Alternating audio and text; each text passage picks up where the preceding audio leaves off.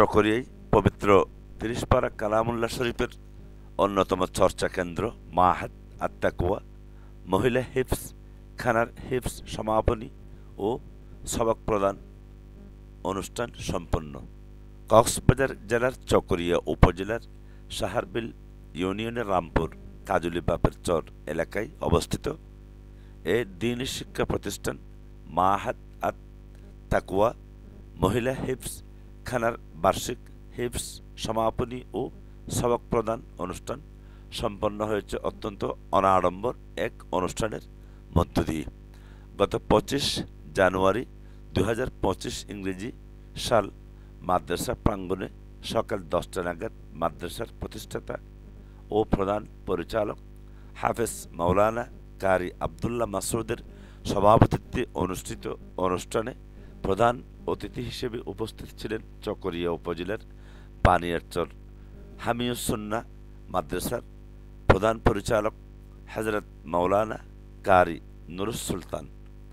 অতিথি হিসেবে আরও উপস্থিত ছিলেন মাওলানা নুরুল আলম খতিব রামপুর জামে মসজিদ কাজলী বাপের চর জামে মসজিদের সম্মানিত খতিব মাওলানা আব্দুল গনি, মাওলানা মোহাম্মদ নোমান শিক্ষক বানিয়ারচর মাদ্রাসা, মাওলানা মোহাম্মদ জাকারিয়া পরিচালক কক্সবাজার বাহারচড়া মাদ্রাসা, মাওলানা রশিদ আহমদ পরিচালক সাহারবিল জামিয়া রশিদিয়া, মাওলানা জামাল উদ্দিন তৌহিদ সম্পাদক হুফাজুল কোরআন ফাউন্ডেশন চট্টগ্রাম, হাফেজ মাওলানা আমিরুল ইসলাম সভাপতি হুফাজুল কোরআন ফাউন্ডেশন চকরিয়া।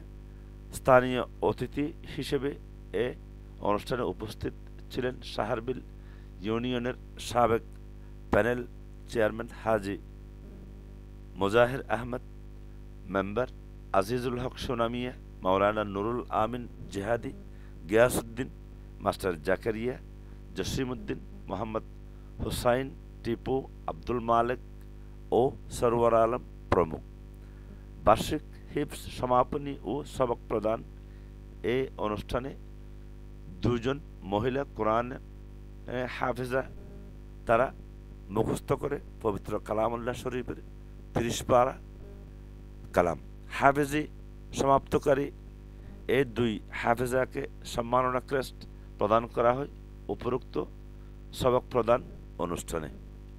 কোরআন মুখস্থ ও সমাপ্তকারী দু মহিলা ছাত্রীর নাম নাইমা জান্নাত তাবাসসুম ও মারুফা সিদ্দিকা তাসকিয়া। এ সময় পবিত্র কোরআনের সবক প্রদান করে অন্তত ১০ জন ছাত্রী। এদিকে গত বছর ২০২৪ ইংরেজি সাল এ বার্ষিক পরীক্ষায় উত্তীর্ণ ওই প্রতিষ্ঠানের ১০ জন ছাত্রীকেও ক্রেস্ট প্রদান করা হয়, যাদের মধ্যে ৮ জন এ+ প্রাপ্ত ছাত্রীও রয়েছে।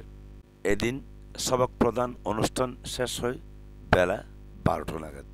এ সময় স্থানীয় ধর্মপ্রাণ মানুষজন ও বিভিন্ন শিক্ষা প্রতিষ্ঠান থেকে আগত কোমলমতি শিক্ষার্থী এবং স্থানীয় স্কুল মাদ্রাসায় পড়ুয়া অনেক শিক্ষার্থী উপস্থিত হয়ে শিক্ষার্থীদের উৎসাহ প্রদান করেন।